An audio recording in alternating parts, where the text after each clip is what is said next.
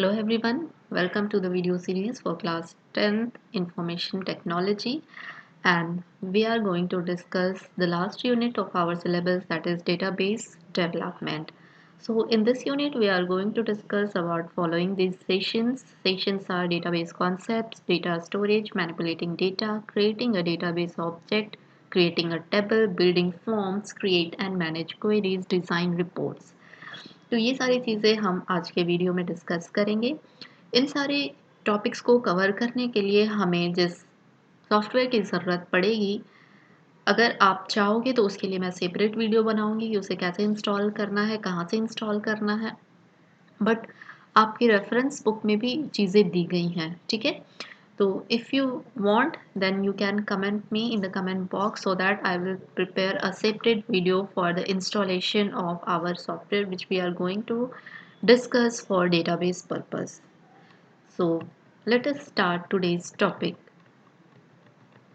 We will start with database concepts. What do we mean by the term database? जब हम बात करते हैं डेटाबेस की, तो डेटाबेस से हम लोग क्या समझते हैं? डेटाबेस एक ऐसा टर्म है जिसको नॉर्मली बहुत ही फ्रीक्वेंटली हम अपनी डेली लाइफ में यूज़ करते हैं।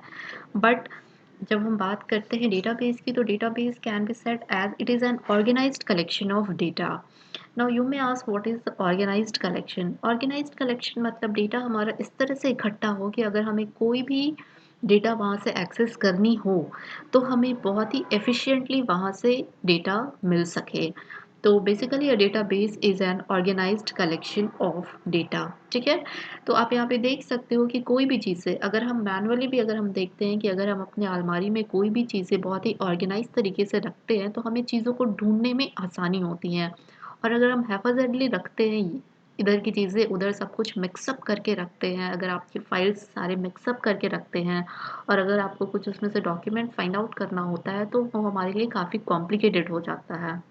लेकिन अगर हम चीज़ों को ऑर्गेनाइज्ड करके रखते हैं और फिर अगर हम चीज़ों को ढूँढने की कोशिश करते हैं, तो हमें अपनी चीज़ें आराम से मिल जाती हैं। तो इसीलिए डेटा कलेक्ट होना और उसको ऑर्गेनाइज तरीके से कलेक्ट करना ही कहलाता है डेटाबेस। लेकिन इसके लिए हमें फिर एक सॉफ्टवेयर की ज़रूरत पड़ती है जिसे हम कहते हैं database management system.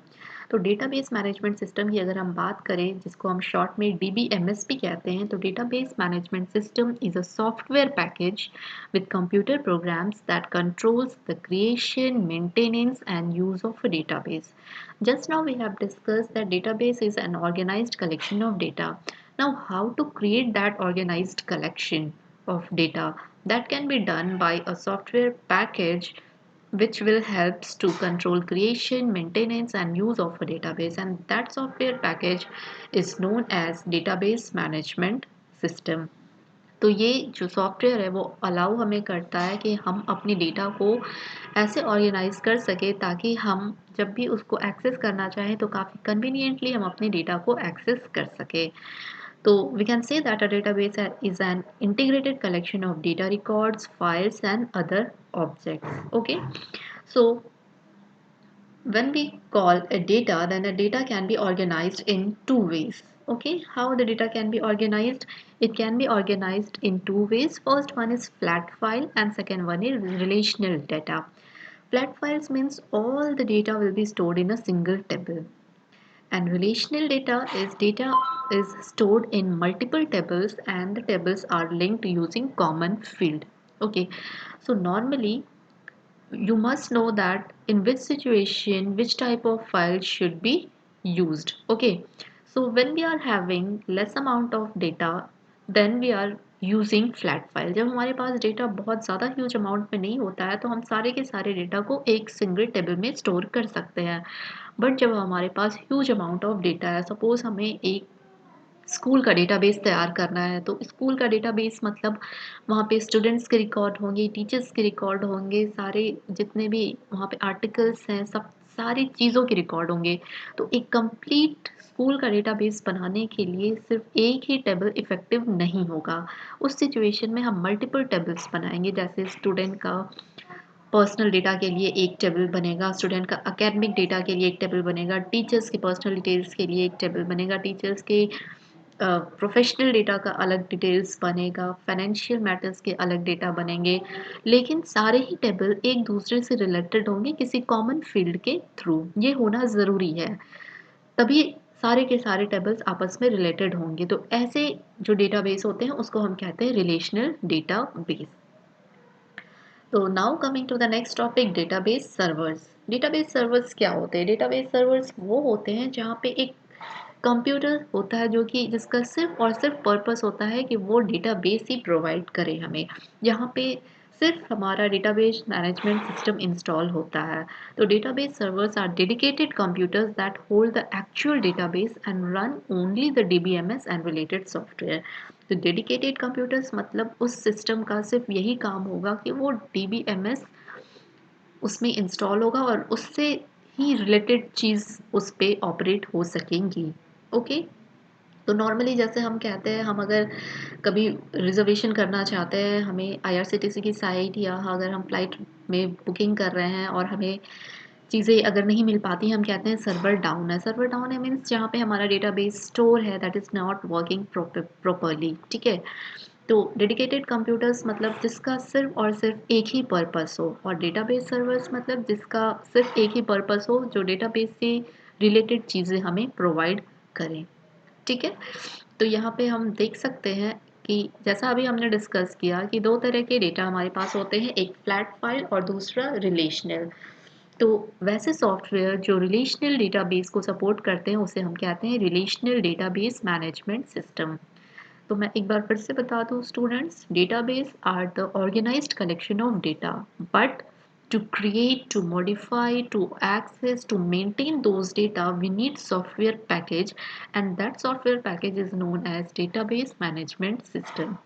And after that we have read that data can be of two types, flat file and relational. Flat file means all the data will be stored in a single table, and relational means data will be stored in multiple tables. So to store data in multiple tables, the software package which will be needed is known as relational database management system. तो ये वैसे software package हैं जो relational model पे काम करते हैं, मतलब जहाँ पे हमारे डेटा जो होंगे वो मल्टीपल टेबल्स में स्टोर होंगे और हर एक टेबल एक दूसरे से रिलेटेड होगा।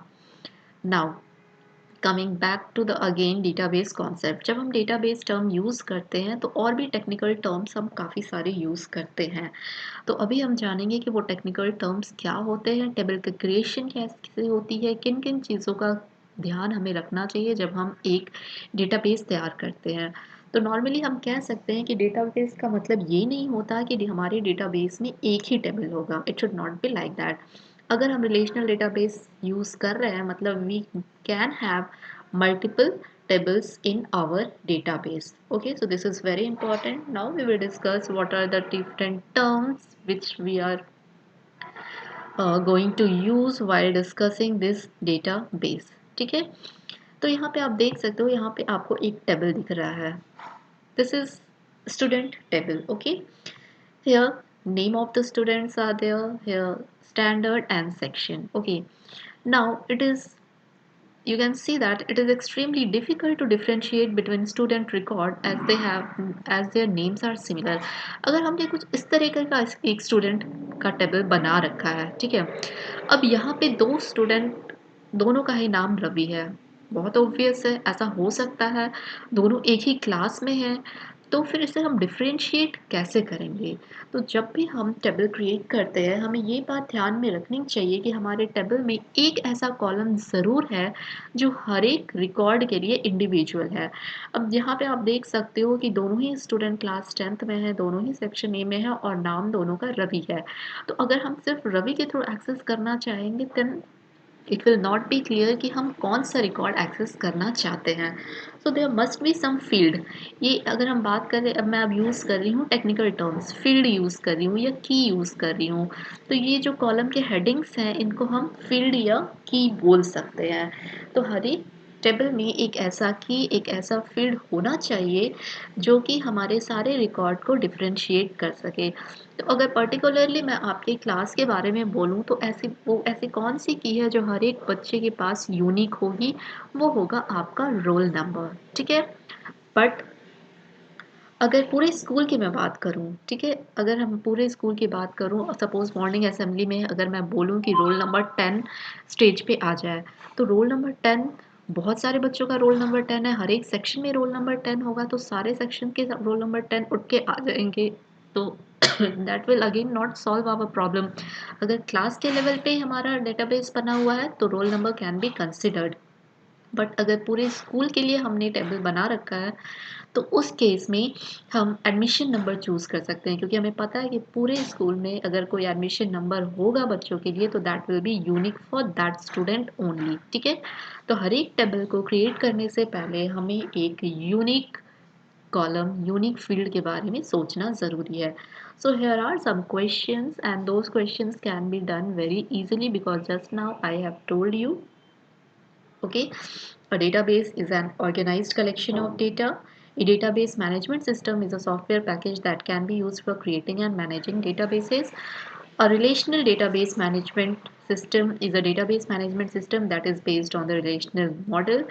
Three popular database DBMS software are, अब इसमें आप कुछ भी लिख सकते हो, आप इसमें ओरेकल लिख सकते हो, MS एक्सेस लिख सकते हो, MySQL लिख सकते हो, ठीक है?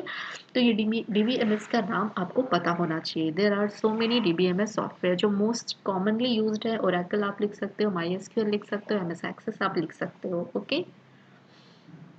Now data storage, ठीक है? So while discussing relational database management system, we know that data are being stored in tables, ठीक है?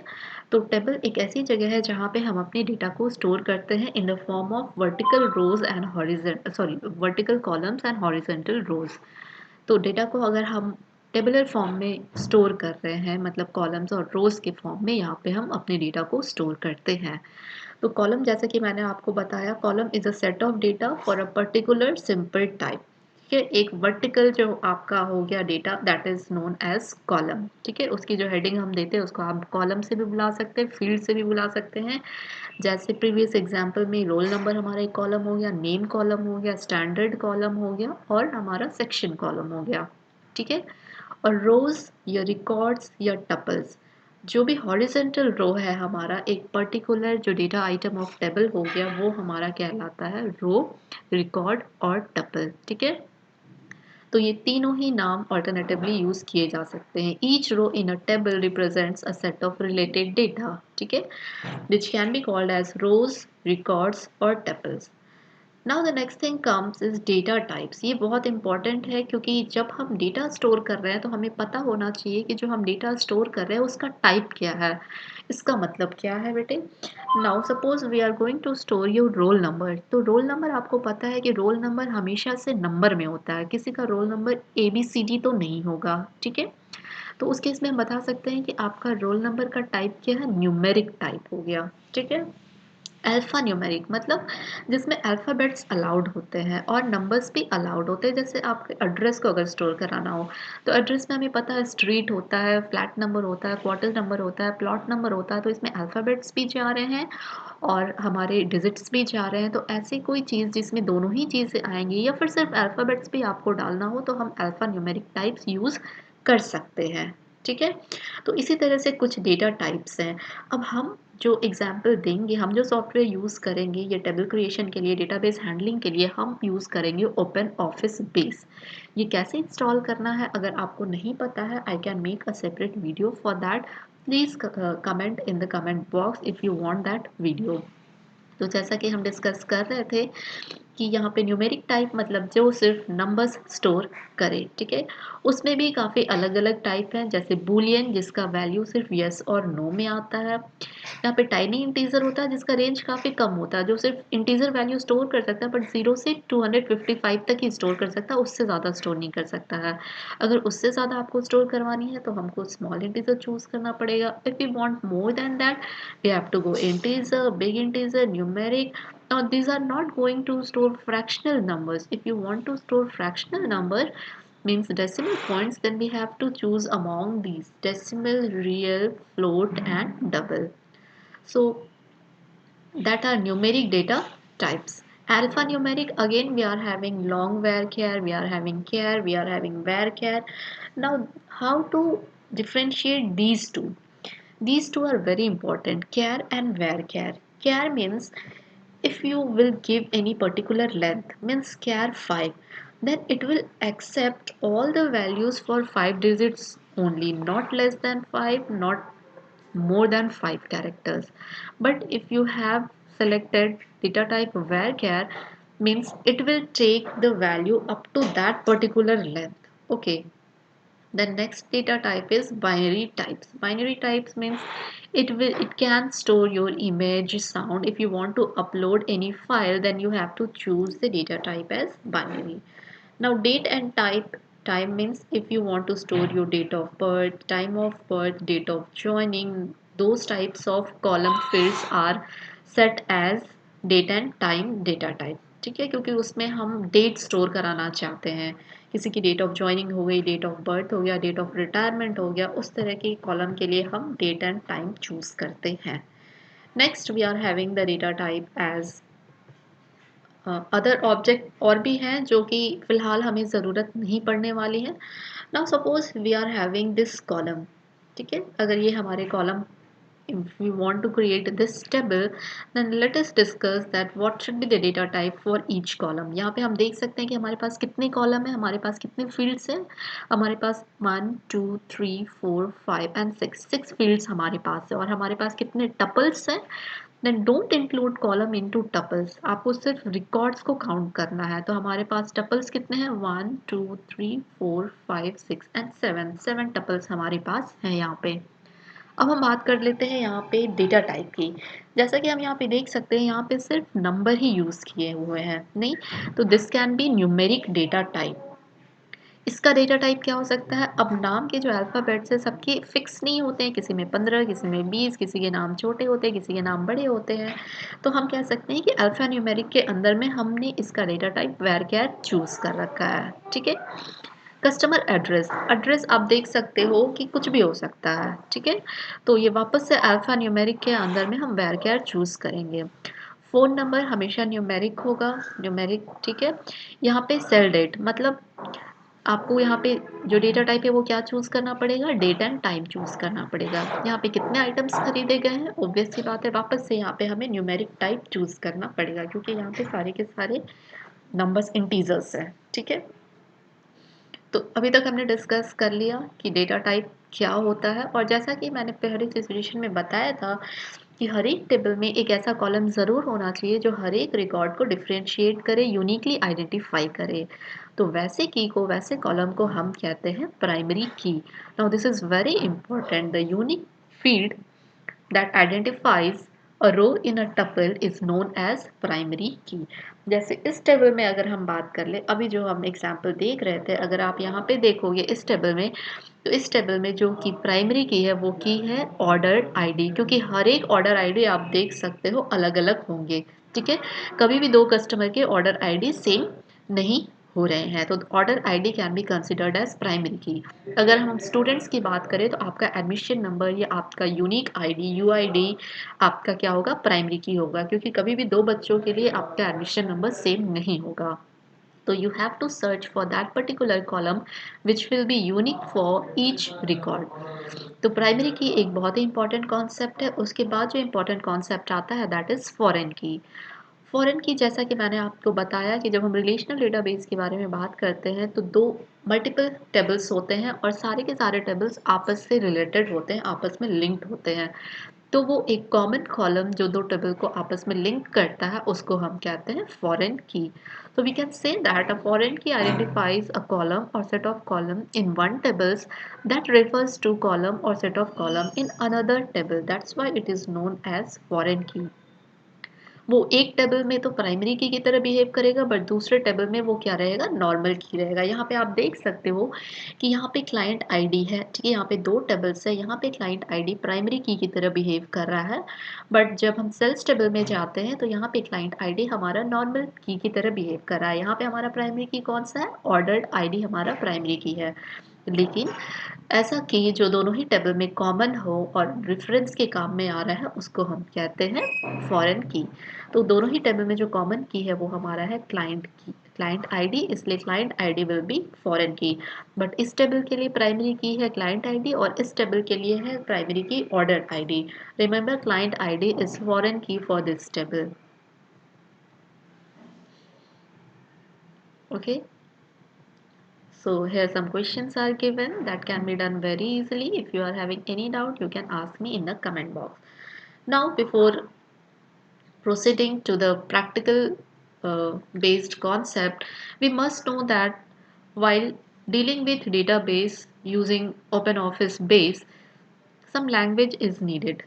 Okay, and that language can be divided into two categories. First one is data definition language and second one is data manipulation language. Okay, so if you are using any kind of database, two types of languages are used.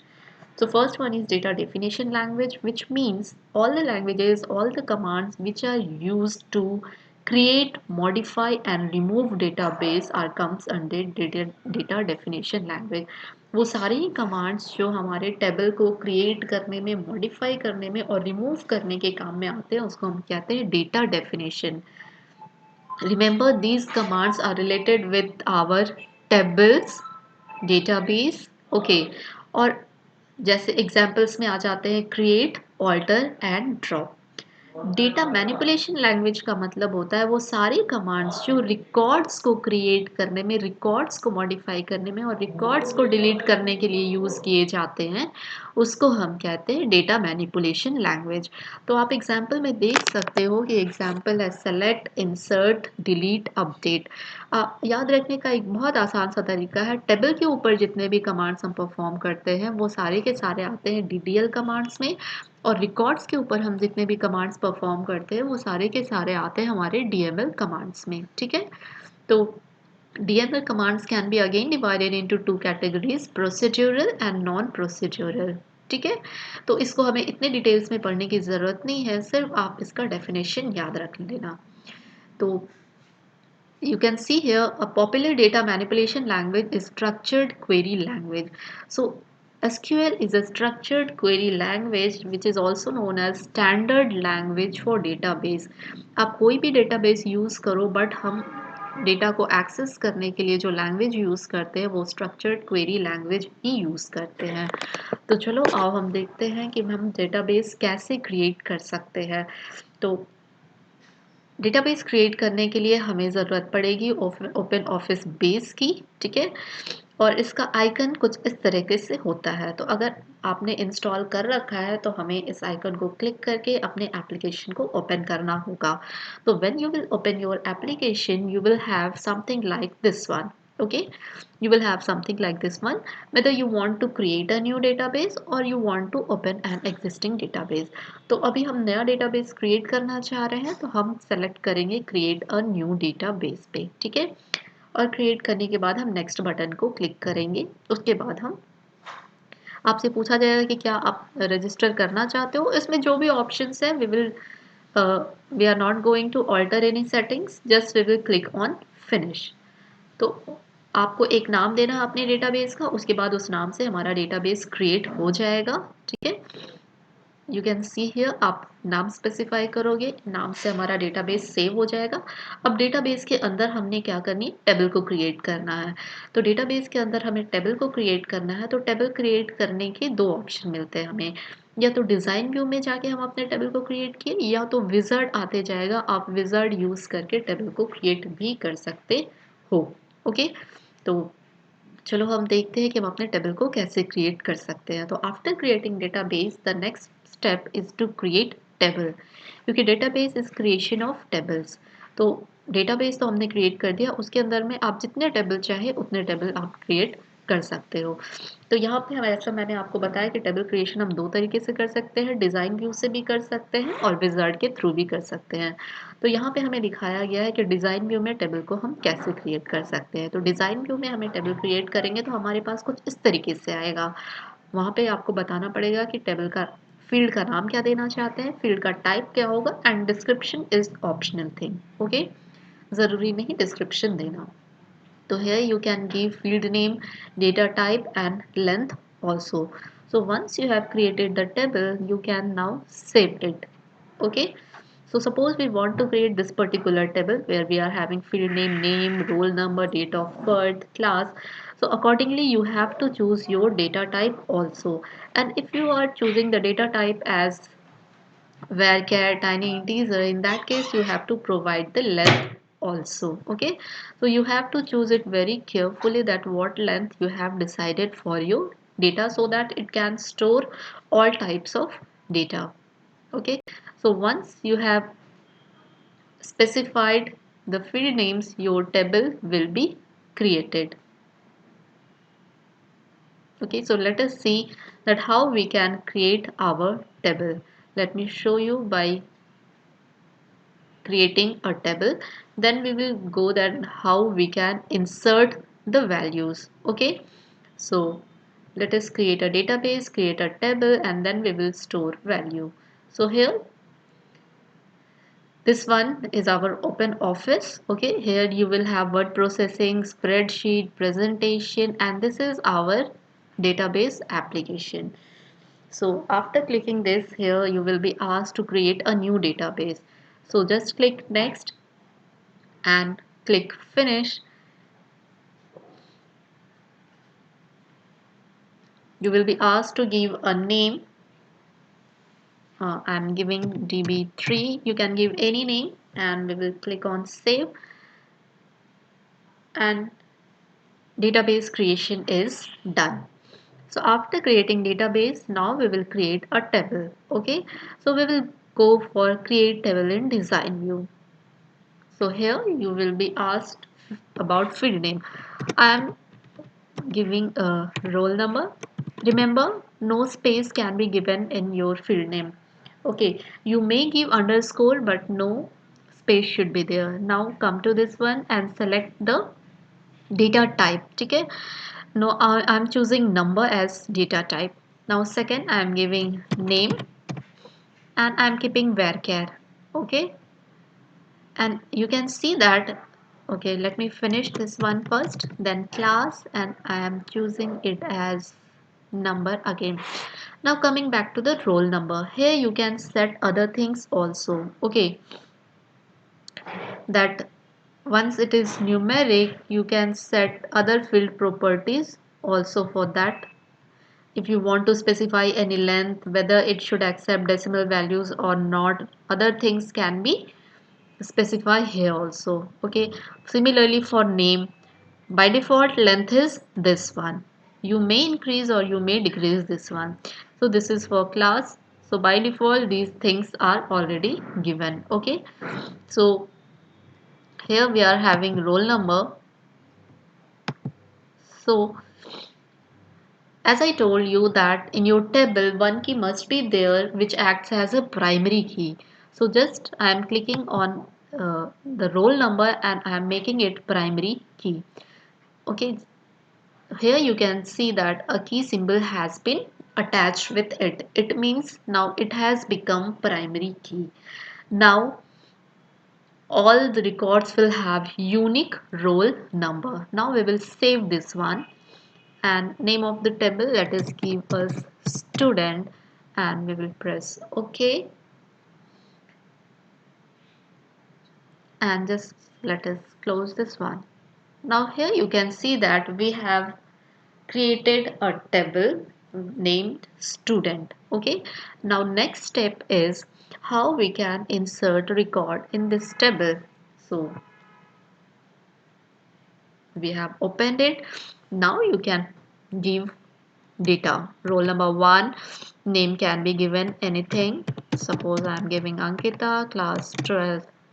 Okay, now suppose if you want to by mistake also, if you will give the same roll number, suppose roll number 1 again if you will give, and if you will enter any name, suppose Aruna and 12, now it will give you error because we have set roll number as primary key, so it should not be duplicated. Okay, so it will give you error and you have to change the roll number. Now it will be taken. Okay, similarly one more record, give any and class. Okay, So we will save this much only. So our table has been created, records have been inserted. So I hope you have understood about what is database, what is database management system, what are the different concepts of primary key and foreign key, how we can create a database, how we can create table, how we can insert records in it.